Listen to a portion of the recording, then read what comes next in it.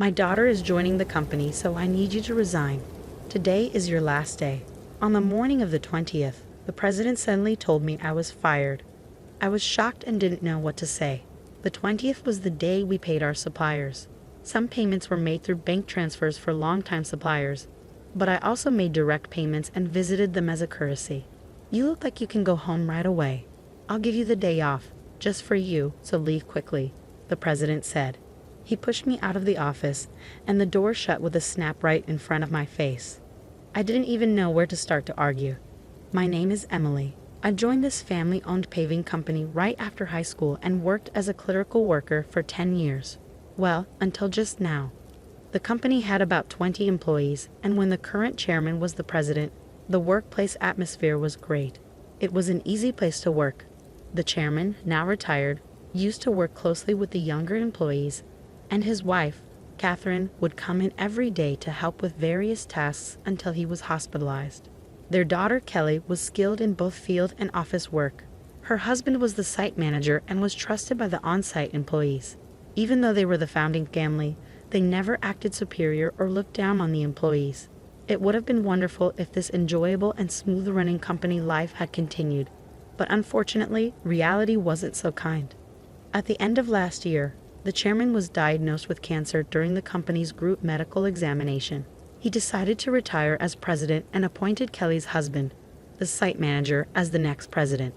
Both the employees and I unanimously agreed. We all thought the chairman should focus on his treatment and wished for his long life. However, suddenly, the chairman's eldest son, Tom, appeared with his family.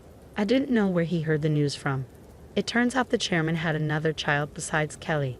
Tom had been disowned about 30 years ago, and I didn't know about it at all. According to the senior employees, Tom was a troublemaker in his youth and often had run-ins with the police. Whenever he caused problems, the chairman and Catherine would go and apologize. After dropping out of high school, he got involved in multi-level marketing and fraudulent activities, which finally led the chairman to disown him. Despite being out of touch for a long time, Tom suddenly appeared one day, pleading with his father, "Dad, I've realized my mistakes. Please forgive me." I was shocked to witness this in our small company, where the president's office and clerical room were one and the same. Tom expressed a desire to reconcile and work in the company, but his past made it hard to believe his sincerity after being disowned.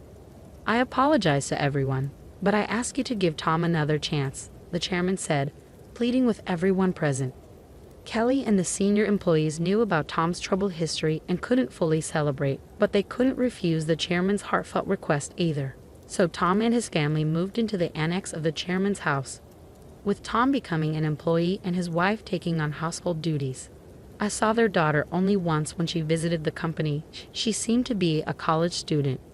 The chairman believed Tom had changed for the better after facing hardships in life. Catherine was overjoyed that Tom had returned with his family, talking about rebuilding the company together.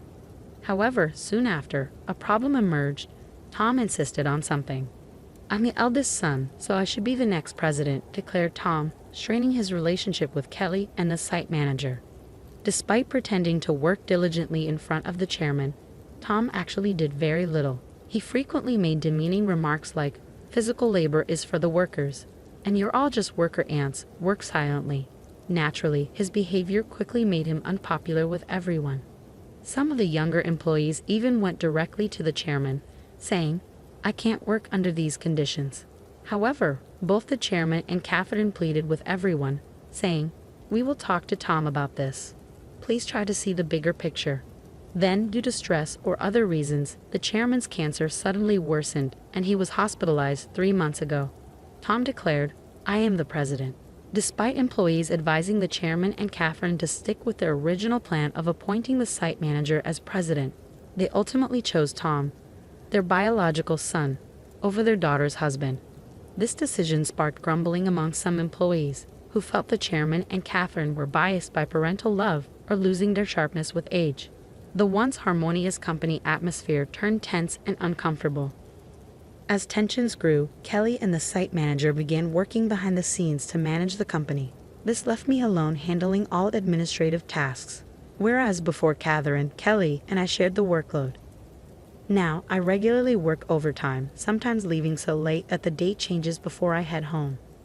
Meanwhile, Tom seems to view administrative duties as effortless, spending his days at hostess bars, betting on horses, or gambling. My relationship with the president took a serious downturn over an expense issue. He had been using the company's credit card for personal dining and entertainment expenses, and I had been overlooking it to some extent. However, this time, the expense crossed a line.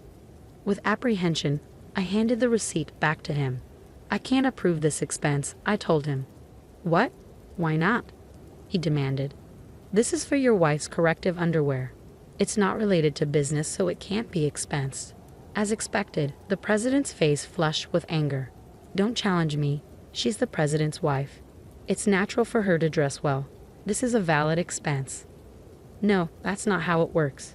Your wife's underwear can't be considered a business expense." I stammered, struggling to comprehend how the president could justify a $4,000 expense for his wife's corrective underwear. His next suggestion left me even more bewildered. "Then let's turn selling corrective underwear into our new business venture. We'll categorize it as inventory, so it counts as an expense." The president seemed pleased with his idea, but I was at a loss for words. "We're a paving company," I managed to say. "So what? We can threaten clients that if they don't buy from us, we'll cancel their contracts. Everyone will buy. It's easy money, $2,000 for one, $4,000 for a set." The president chuckled loudly, but I felt horrified. "That's absolutely unacceptable. It will damage our credibility." I snapped at him in anger. From that moment on, I became the target of the president's disdain. Day after day, I endured constant berating from him. The situation became so difficult that I considered quitting many times. However, I continued to endure and work, driven by my loyalty to the chairman who had always supported me and my concern for the team who would struggle if I left. The truth was, I couldn't afford to lose my job suddenly either. I decided to tough it out until the right moment to move on. But then, unexpectedly, I was fired. If I quit abruptly now, it will cause problems for our clients, I thought to myself. Taking a deep breath, I gathered my courage and confronted the president. "I can't do this. I can't just leave without proper notice and handover. Even your daughter wouldn't be able to handle the workload. Besides, today is the day we need to handle payments," I said in one breath, fully expecting the president to erupt in anger. As expected, the president's face turned red with anger. "Shut up. I told you to resign because my daughter is joining the company. Today is your last day. As for the payment, let them wait until they come to collect it. There's no need to pay them up front." "Excuse me, isn't it normal to pay for something once you buy it?"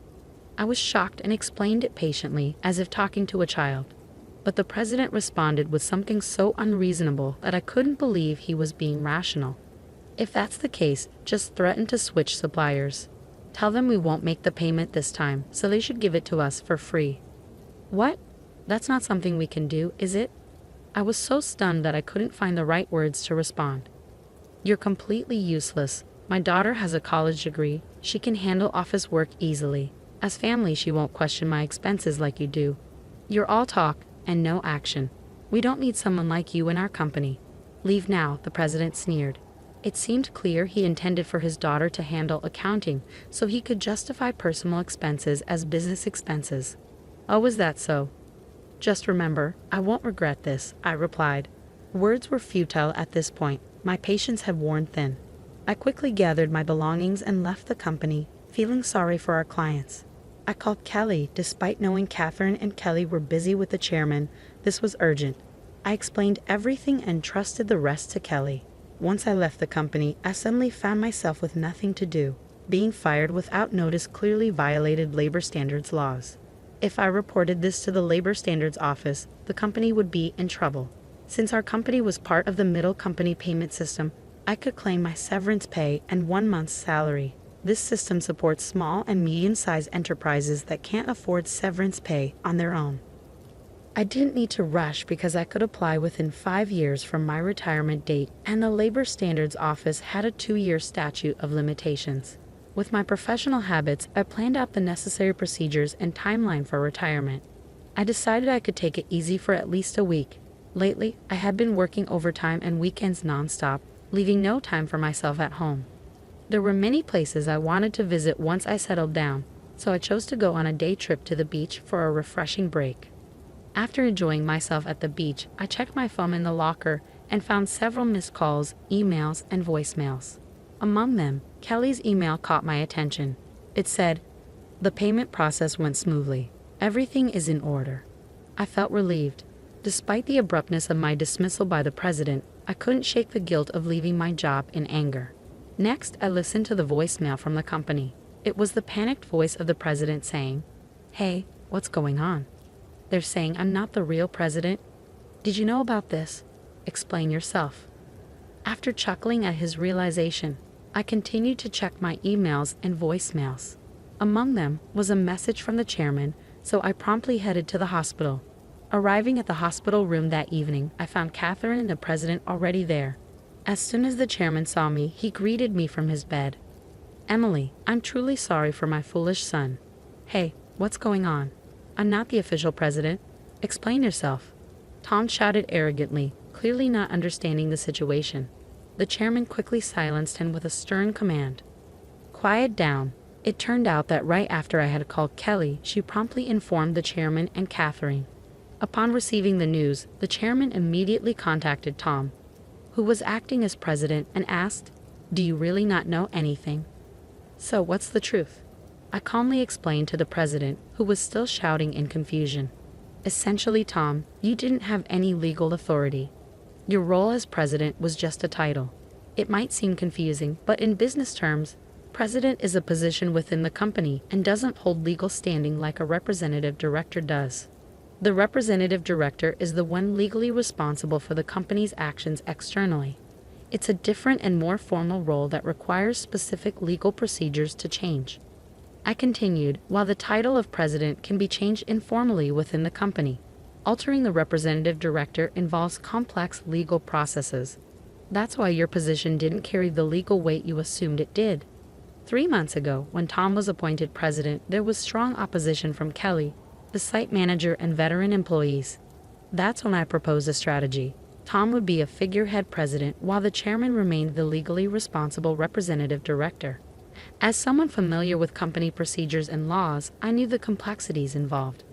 Under my plan, if Tom showed genuine dedication and won over all employees, then we would initiate the legal process to formalize his presidency.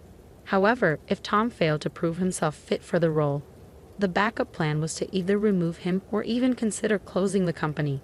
While Kelly and the site manager prepared to launch a new venture, Kelly doubted Tom's ability to change. The chairman and Catherine continued to believe in Tom until he unfairly dismissed me, which seemed to awaken them to his shortcomings. "If you want to be a leader, learn and take care of your employees. I've told you this many times," the chairman emphasized. Tom retorted, "It's not a big deal, right? Can't we just handle the procedures now?"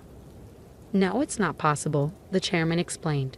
"Our company offers stocks to employees who want them, and many of them own shares. Emily owns 10%, making her a major shareholder. We can't disregard her views, and other shareholders won't support you either." As the president began to understand the gravity of the situation, his face paled. "What? I don't have any shares." "None. I plan to pass on my shares to you once you prove yourself as president. I'm deeply disappointed in you. Were you only interested in my wealth, thinking I didn't have much time left?" The chairman slumped in despair, and Catherine remained silent, visibly upset. Defiantly, the president responded, "Well, I'm the eldest son. What's wrong with taking what's rightfully mine? The company belongs to me. I can't forgive you anymore. The chairman bears full responsibility as the representative director of this company. Moreover, I'm a shareholder. I have the right to call for a shareholders' meeting and propose your removal," I asserted firmly. The president's face drained of color as he grasped the implication of removal. "You mean I could be fired? Dan, you were just a clerk." "Tom, Emily is right. At this point, no one will support you. Emily was the only one who spoke up to give you a chance," Catherine interjected. Then Catherine turned to me. "Emily, I owe you a sincere apology. I regret causing you trouble because of my love for my son. Please tell me what you'd like to do." I confronted the president directly. "Mr. President, I no longer wish to work under your leadership, so I am resigning immediately. However, I expect to receive my severance pay, along with 1 month's salary including unpaid overtime and holiday pay. As a shareholder, I will also take action through the Labor Standards Office to remove anyone who is detrimental to the company. I spoke calmly, and as I did, the president's complexion shifted from pale to completely white. Continuing, I informed them how Kelly had been actively visiting clients and successfully promoting our new company. Many clients had already decided to switch from our current company to the new one, and most of our employees were planning to follow suit. "That's impossible. I'll sue you," the president threatened, his voice cracking. But the chairman intervened firmly. "I am the representative director. You have no such authority." The president collapsed to his knees, and I felt a mix of emotions: regret, disappointment, and a sense of closure. "Mr. President, it's unfortunate it had to end this way. If you had changed your approach upon returning, things might have been different. There were ample opportunities for understanding if you had made efforts to learn and adapt. Ultimately, it was the president himself who squandered those chances. A classic case of reaping what one sows." In the aftermath, the chairman decided to shut down the company, leaving Tom unemployed. The president's wife attempted to sell corrective underwear, but it didn't succeed. They faced legal issues for aggressive sales tactics and were eventually arrested for involvement in a pyramid scheme. When Kelly returned to her parents' home, she found boxes of unsold underwear left behind. As for the daughter, she found employment elsewhere, although the specifics are unknown. I now work happily at Kelly's and the site manager's new company. I cherish my relationships with others and strive to live authentically each day.